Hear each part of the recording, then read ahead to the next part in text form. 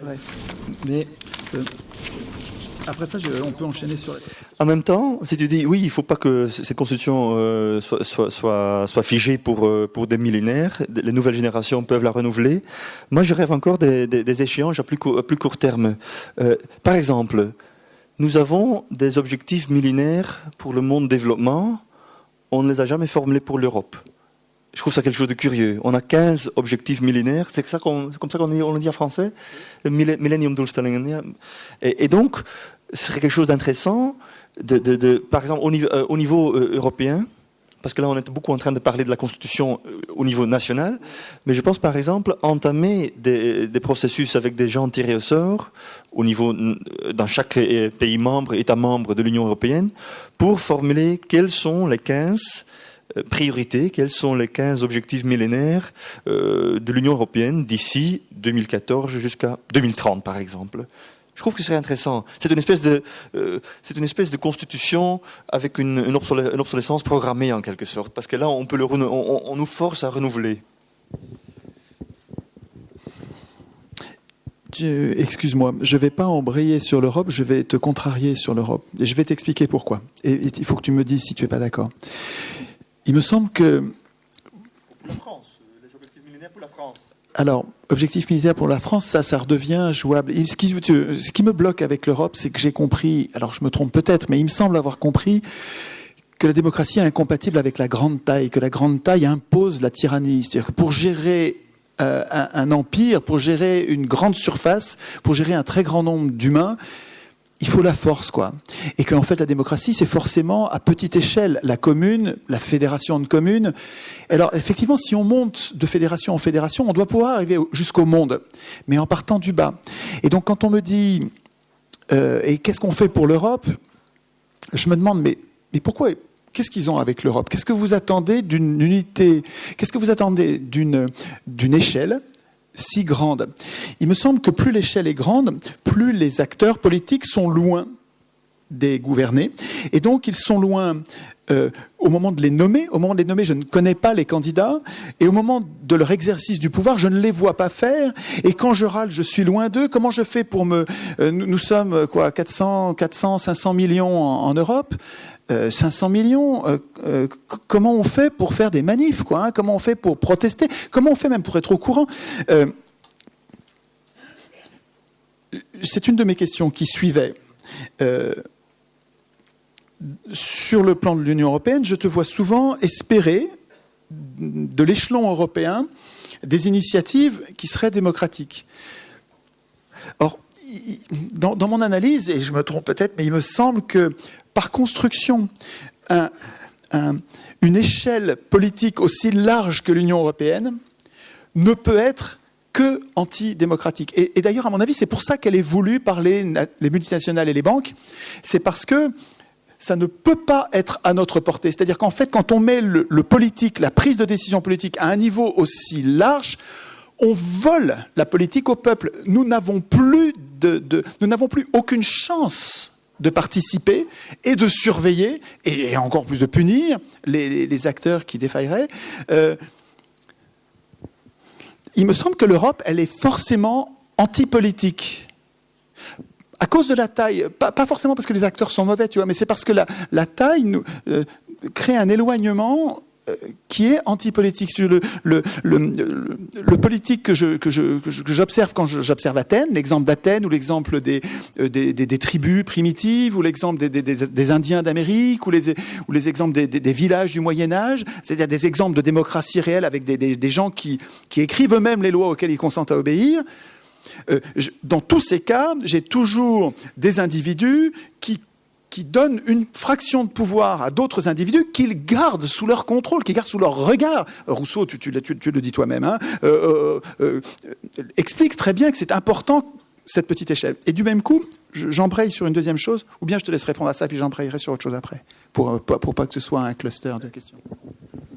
C'est intéressant parce que j'étais en train de me dire, est-ce que la différence, on vient de parler de la différence entre les politiques belges et français, je me suis tout de suite posé la question, est-ce que c'est dû à la taille de la France aussi qu'une caste politique a pu émerger? Et donc voilà, selon ta logique, effectivement, en même temps, je me pose la question, si tu dis la taille engendre automatiquement la tyrannie.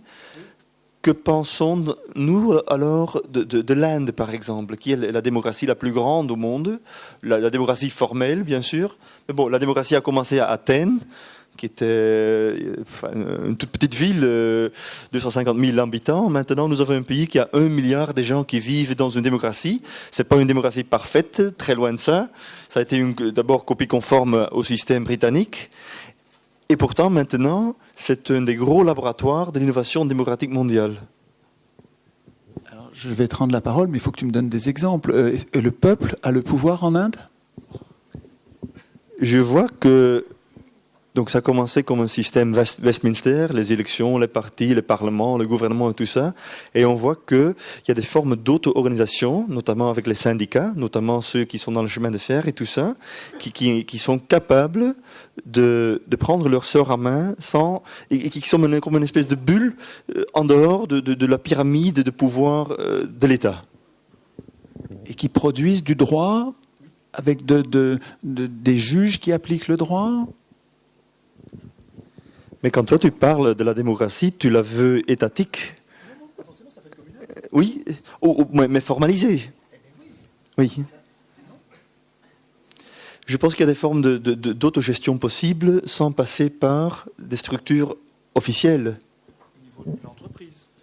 Au niveau de l'entreprise. C'est ça. Au niveau de l'entreprise, dès que c'est un peu plus grand. Je ne veux pas défendre. Non, je veux pas défendre l'Inde comme étant la meilleure démocratie au monde. Mais je me pose la question si c'est vrai. En fait, on ne sait pas. C'est la première fois que nous avons des démocraties énormes et on ne sait pas si c'est possible. Déjà, à petite échelle, c'est pas évident.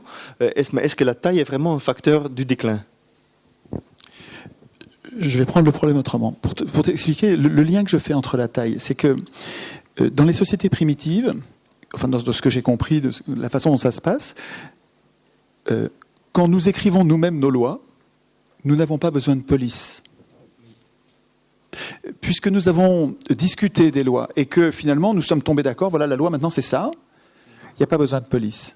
Et j'ai l'impression que mécaniquement, c'est indépendant de notre volonté, dès qu'on grandit, on va avoir besoin de représentants. Si on est nombreux, quand on est 1 million, on ne peut plus discuter. 1 million, tu vois le problème qu'on a à discuter à 100, donc 1 million, on ne peut plus. On a besoin de représentants. Et à ce moment-là, c'est plus nous qui votons nos lois. Et là, il faut une police. Et là, enfin, à mon avis, on n'est plus... Ça y est, on est en train de quitter la démocratie. Et donc en Inde, alors, je ne connais pas le cas, donc moi ça m'intéresse, je suis complètement open sur des choses que je ne connaîtrais pas là-dessus, mais il me semble que... Enfin, je te disais, même, tu me disais l'autogestion, ça peut être sans formalisme, mais même dans une entreprise, il va falloir les écrire, les règles qui font qu'il n'y a pas de chef. Sinon, tu vas avoir des voleurs de pouvoir très vite quand même, non ? Enfin, les institutions, c'est comme un contrat qui prévoit comment on va faire quand tout va mal se passer. Alors peut-être que ça se passera pas mal, mais un contrat qui prévoirait que tout va bien se passer, il sert à rien. Et une constitution, c'est pareil. Si la constitution, il va falloir... Je vais en avoir besoin même pour une entreprise, non ? Alors, mais donc, si la démocratie de grande taille n'est pas possible, comment vois-tu alors le futur de la France ? Pas seulement de la France, c'est en fait toutes nos organisations humaines. Je suis captivé par le travail de Proudhon sur la fédération. Proudhon a beaucoup réfléchi, écrit, un des premiers anarchistes, il a beaucoup, au XIXe siècle, il a beaucoup réfléchi à cette organisation-là en disant, il n'y a pas de démocratie à une échelle trop grande. Alors je ne sais pas s'il le dit, ça c'est moi qui traduis comme ça, mais il dit il faut que ce soit au niveau de la commune que ça s'organise et qu'ensuite on se fédère. Et il a beaucoup travaillé sur l'organisation de la fédération. Comment est-ce qu'on garde tel et tel et tel sujet au niveau de la commune ? Il n'appelait pas ça subsidiarité, je crois, mais c'est ça, c'est la subsidiarité, c'est-à-dire que en tant que commune, je décide que tel et tel sujet, les impôts, l'école, c'est notre rayon, nous décidons, notre corps social décide que ces sujets-là, on veut écrire les lois et on ne veut pas que ce soit la fédération qui s'en occupe. Et puis en même temps, on sait bien que pour le téléphone, les voies ferrées, l'électricité, il y a l'armée, il y a quand même des sujets sur lesquels il va bien falloir qu'on se regroupe. Et on sait que là-dessus, il faudra qu'on fasse une fédération. Et ça me paraît une organisation qui allie, qui combine bien une vraie démocratie. Pour tout ce qu'on peut faire, on le fait nous. Et une nation avec la puissance, c'est-à-dire en fait la capacité de se défendre contre les dangers extérieurs que permet la fédération. Une fois de plus, c'est vraiment la première fois qu'on se voit, donc c'est intéressant de découvrir les différences. Je pense que tes pensées sont aussi très nourries par le fait que tu vis dans un État extrêmement centraliste. Alors que moi, la plupart des gens qui sont là, nous vivons dans un État décentralisé. Et je peux vous garantir que la fédération, c'est pas idéal non plus. Il y a toujours des soucis. Mais bon, effectivement. Ce serait un sujet d'ailleurs de discuter, ça m'intéresserait, il faudrait qu'on se revoie pour ça, mais discuter des problèmes d'une fédération. Parce que si on institue, nous, une fédération, comme elle va partir du bas, de toute façon, elle va pas ressembler à celle que vous connaissez. Et puis, si on connaît les problèmes, on va prévoir les astuces pour éviter ces problèmes. Oui, tout à fait. Tout à fait. Mais donc, toujours, je comprends bien que voilà, les niveaux, la démocratie au niveau local, ça peut être intéressant. Et par exemple, dans une fédération. Mais comment vois-tu, alors, quand il y a la fédération même, tu le vois aussi comme un instrument démocratique, j'imagine. Ce ne sera pas juste une technocratie ou sous contrôle. Mais donc voilà, est-ce qu'on pourrait agrandir ce système aussi au niveau européen? Donc voilà, il y aura un certain nombre de régions de petite taille, plus ou moins, avec un niveau centralisé pour tout ce qui est le reste. Oui, je l'imagine et je l'espère même. Mais je ne vois pas ça pour demain, même si nous commencions à faire des démocraties dans les communes aujourd'hui. Ça y est, on a fait des ateliers constituants un peu partout, ça s'est répandu à toute vitesse. Les journalistes se sont mis à nous aider, on s'est mis à en parler. Maintenant, dans tous les immeubles, dans tous les quartiers, il y a des ateliers constituants à 2 à 3 personnes. Ça y est, ils sont en train de devenir contagieux. Ça y est, ce peuple-là, il est en train de plus vouloir être électeur, il veut devenir citoyen, il se met à écrire une constitution. On dirait que c'est aujourd'hui ça. Ça y est, on est très très très très nombreux à être entraînés à écrire la constitution. Ça y est, on commence à bien connaître les problèmes, on sait comment le dire, on sait qu'il y a plusieurs façons de le dire. Bon, quand on va lire un sujet, quand on va lire une constitution écrite par quelqu'un d'autre, on va la lire plus vite parce qu'on a l'habitude. Ok, on y est. Et ça y est, on s'en empare. Constitution française, non, peu importe, au niveau local, au niveau local.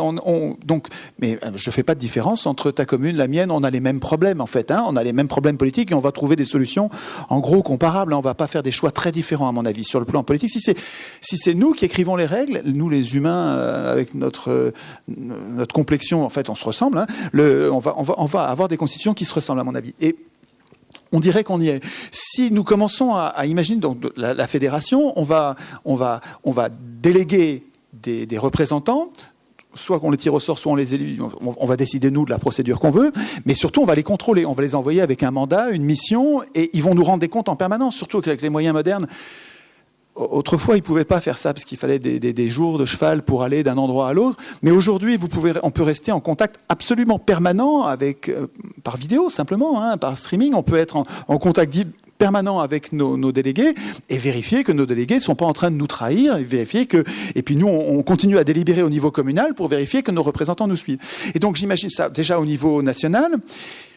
Mais cette fédération-là, elle n'a rien à voir avec les fédérations qu'on connaît aujourd'hui. Enfin, il y a des points communs, mais c'est quand même très différent, puisque ça part de la base, ça part de nous, et nous qui contrôlons, pas quotidiennement, mais si, quasiment quotidiennement. C'est pas toujours les mêmes qui contrôlent, on n'est pas obligé de les contrôler tout le temps, mais notre corps social communal va toujours trouver quelqu'un qui est en train de contrôler que tout se passe bien au niveau fédéral. Mais il faudra quand même qu'on prenne l'habitude de cette façon de travailler, de cette façon de faire de la politique avant de passer au niveau supérieur. Mais une fois qu'on sera habitué à faire de la politique comme ça, pourquoi on ne monterait pas d'un cran et jusqu'au monde,